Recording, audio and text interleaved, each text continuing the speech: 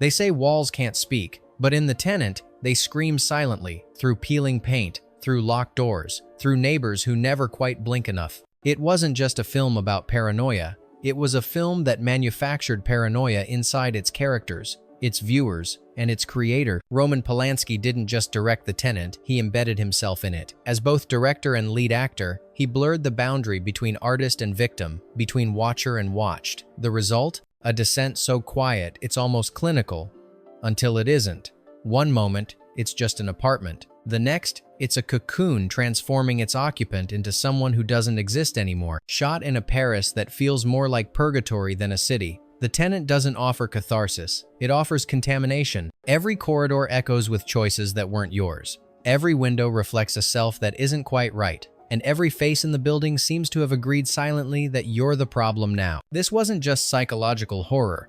This was identity erasure, ritualized through bureaucracy, cigarettes, and wallpaper. So what really happened behind the scenes of The Tenant? How much of the film was scripted and how much was personal exorcism? What was Polanski trying to confess or bury? These are 20 weird facts you didn't know about The Tenant. 1976. Fact Hasson. Polanski didn't cast himself, he trapped himself. Roman Polanski didn't simply play the role of Trelkovsky, he consumed it. When producers initially questioned the idea of Polanski acting in his own film, he insisted. Not for budget, not for vanity, but because, as he reportedly said, no one else could live this character. Trelkovsky, the soft-spoken man who spirals into madness, wasn't just a role. It was a reflection disturbingly close to Polanski's own life. The director had recently lost his wife, Sharon Tate, to the Manson murders.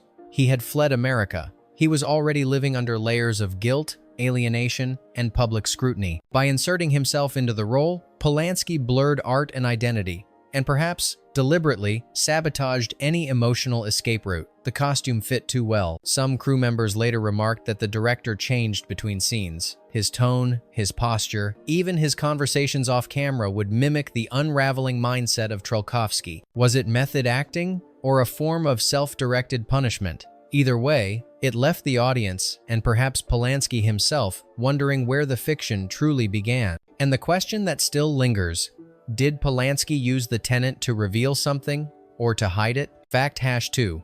The apartment was a real place and a real problem. The apartment building in The Tenant wasn't just a set. It was a functioning, residential structure in Paris inhabited by real tenants during production. Polanski chose it for its oppressive architecture, decaying textures, and peculiar geometry. But shooting there wasn't easy. Tenants complained. Lights in the corridors had to be dimmed or removed entirely. Residents would walk through shots by accident. One even opened their window mid-scene and shouted, "Arrêtez votre film de malade?" Stop your sick movie. To maintain the bleak atmosphere, Polanski requested minimal set dressing.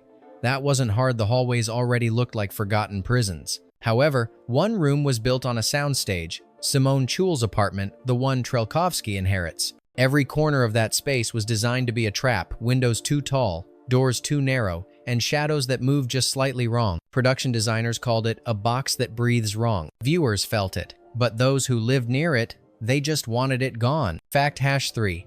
The French didn't want this film made. Despite being set in Paris and adapted from a French novel, Le Locataire Chimérique by Roland Topor, The Tenant received a frosty reception from French institutions. Funding was difficult. Film boards called it too claustrophobic, too pessimistic, too foreign in its own city. Polanski had to co-produce through his own company and American backers. The irony? The film was a French story told by a Polish director funded by the Americans and rejected by its own homeland. Cultural critics in France were harsher. One publication accused the film of sabotaging the dignity of French literature. Another referred to it as a paranoid foreigner's fantasy of Paris. But perhaps that was the point. Trelkovsky doesn't belong. He's a foreigner being consumed by invisible social codes, unspoken expectations, and bureaucratic cruelty. By being shut out of French support, Polanski unintentionally mirrored the alienation his character suffers. Art imitating life? Or a system proving the story, right? Fact #4.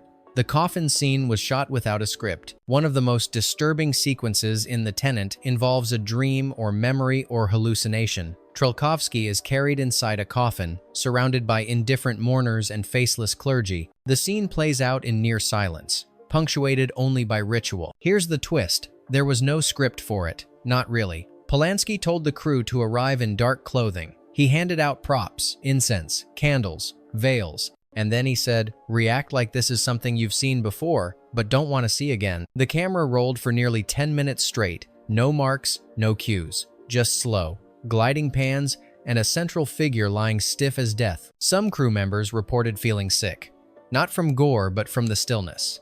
One assistant said, "It didn't feel like we were filming. It felt like we were waiting for someone to die." The coffin wasn't just a prop, it was a mirror, and what it reflected wasn't acting. That scene stayed almost untouched in the final cut, an improvised funeral for an identity already lost. Fact #5. Roland Topor, the author, hated the film. Le Locataire Chimérique, the novel that inspired The Tenant, was written by French surrealist Roland Topor, a man known for grotesque illustrations and dry absurdity. When asked about Polanski's adaptation, he didn't mince words. He made it too sad. It wasn't meant to be sad, it was meant to be grotesque. Topor believed Trelkovsky's descent into madness was comedic in a dark, Kafkaesque way. The absurdity of being mistaken for a dead woman, of being attacked by bureaucracy and social codes to him, it was a satire. But Polanski didn't see it that way. He saw tragedy, horror, slow disintegration. The film stripped away much of the novel's absurd humor,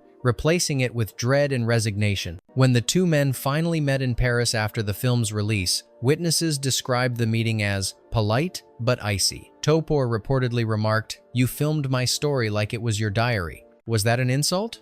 Or was it, unintentionally, the highest compliment? Fact #6. A famous composer scored it but didn't want credit. Philippe Sard, the rising French composer known for haunting orchestral scores, was brought in to score The Tenant. But after seeing an early cut, he almost walked away. Why? The film, he said, didn't need music. It's already scored by silence and paranoia, he told Polanski. But the director insisted he needed something under the paranoia, not to explain it, but to deepen it. Sard complied, but only under one condition. His name would be listed last in the credits. He didn't want to distract from the mood. The main theme was composed using detuned strings and wind instruments recorded at half speed.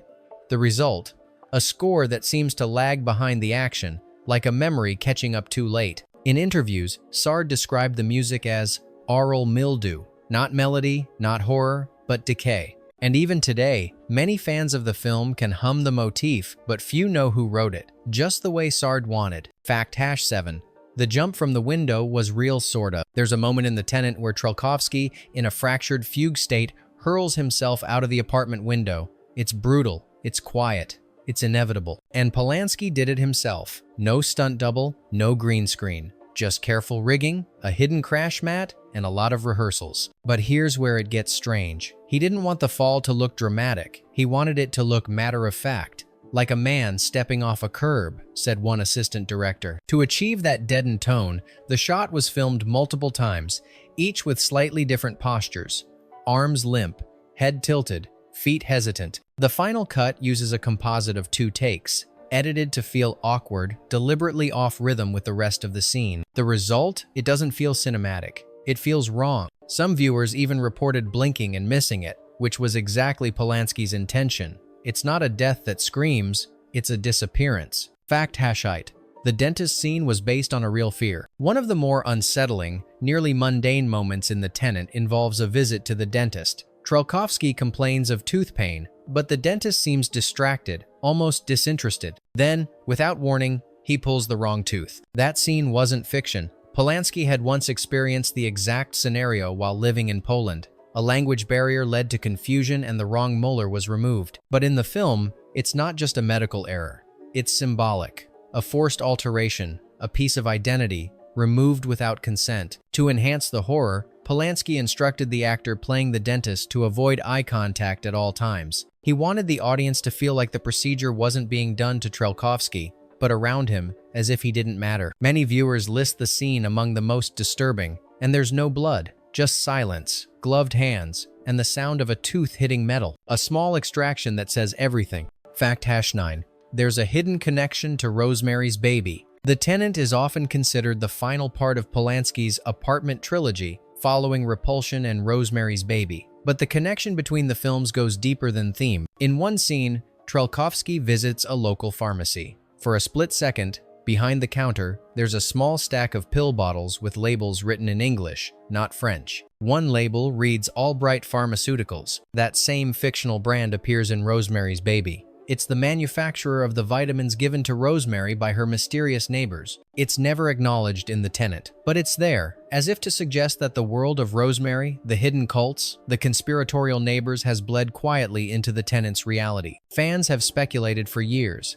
Is Trelkovsky another pawn in the same unseen network? Are the neighbors in the Tenant merely quieter versions of the Castevets? Or is it just a private joke, a director placing breadcrumbs no one was supposed to find? Fact Hasson 0. The cross-dressing scene was banned in several countries. One of the most disorienting moments in The Tenant comes when Trelkovsky, deep into his identity breakdown, begins wearing Simone Chu's clothes, the former tenant who had committed suicide. To Polanski, this wasn't drag. It wasn't even gender exploration. It was disintegration. He's not becoming her, he said. He's being replaced. But several international distributors didn't see it that way. In the late 1970 seconds, the scene triggered censorship boards in Spain, Singapore, and parts of South America. The image of a man wearing lipstick, silently screaming in a dress, was deemed perversive, confusing, and psychologically corrosive. What made it worse for censors? There's no moral commentary, no lesson, just silent transformation. The act wasn't explained, it simply was. Ironically, the cuts made the film less coherent. Removing that scene broke the narrative thread of identity erasure, making the third act feel abrupt and meaningless. In trying to make the film safer, they made it stranger. And maybe that's what the film was warning us about all along. Fact cancellé tout nuno. Isabelle Adjani was almost cast but refused. Before Roman Polanski cast himself as Trelkovsky, the production initially considered flipping the character's gender entirely. A female lead a woman slowly being consumed by another woman's ghost-like presence. The first choice? Isabelle Adjani, young, intense, already known for walking the line between innocence and emotional collapse. Adjani read the script. She was intrigued, but then she met with Polanski. The meeting lasted 40 minutes. She declined the next morning. No official reason was ever given. But rumor has it, she was disturbed by the director's obsession with the Simone Chu character. He talked about her like she was real, one assistant recalled. Adjani would later star in Possession, another film about identity, possession, and breakdown, but she never worked with Polanski. Some fans speculate that The Tenant would have become something entirely different had she accepted, but maybe that version was never meant to exist. Maybe Polanski needed to play Trelkovsky because no one else could be that lost. Fact Hasson 2.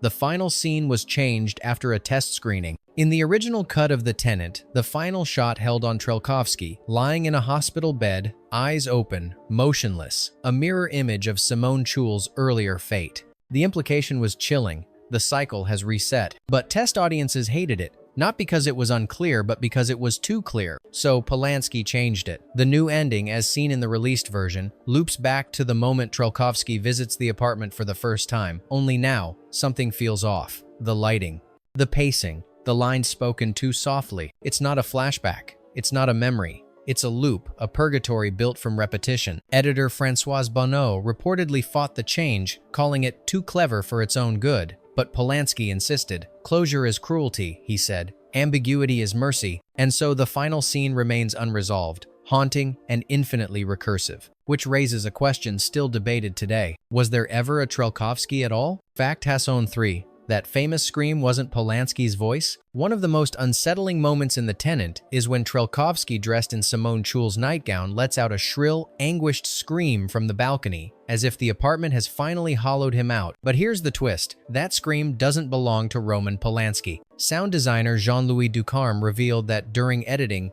Polanski's vocal performance lacked the emotional extremity they needed.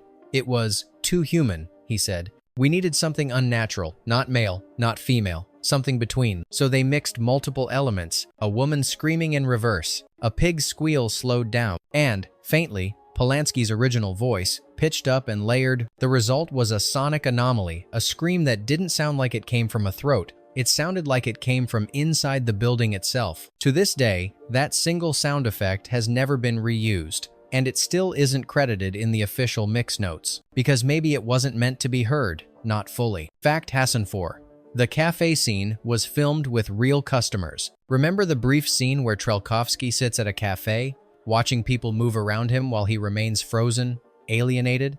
It's one of the quietest yet eeriest moments in the film. It wasn't staged, at least not in the traditional sense. Polanski instructed the crew to set up across the street with a long lens camera. He sat down at an actual cafe table in costume, makeup, and a vacant stare and stayed motionless for almost 40 minutes. The people around him? Real Parisians. They weren't actors. Most didn't even notice they were being filmed. When someone did approach and ask if he was okay, Polanski silently waved them off. What's more unnerving is that the footage that made it into the film was chosen not for the people who reacted, but for those who didn't. The ones who just moved past him, ignored him. It wasn't staged alienation, it was authentic. And somehow, that makes it worse. Fact Hasson 5.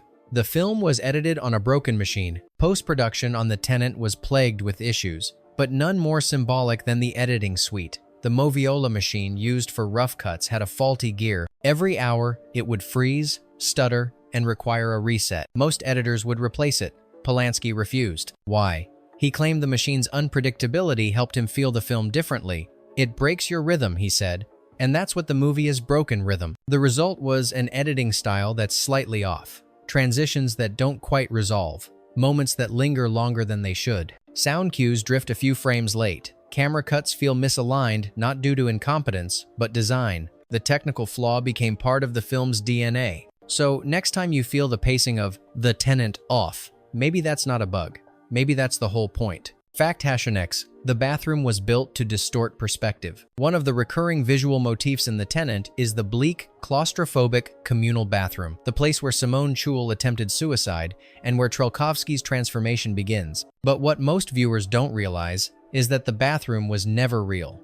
It was a full-scale set, meticulously constructed with intentionally distorted proportions. The tiles weren't square. The window frame slanted by 5 degrees. The toilet was mounted 2 inches higher than regulation height. The mirror was placed just slightly off-center. Why?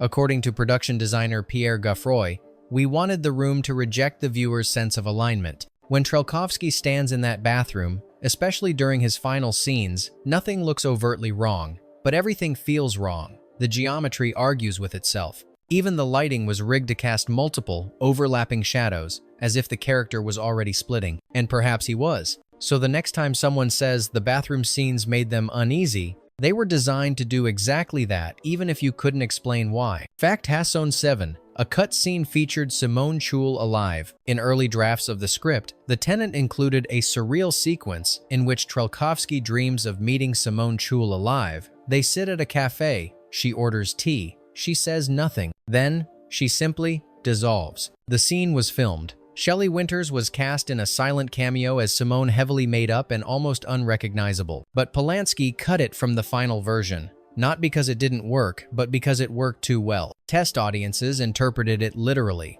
assuming Simone had survived, or that Trelkovsky was encountering a ghost with answers. Polanski hated that reading. There are no answers, he said, only echoes. The footage has never resurfaced. The scene exists only in production notes and one blurry still frame in a behind-the-scenes booklet. A glimpse of a character who was never meant to be seen again except through someone else's breakdown. Fact Hasson 8.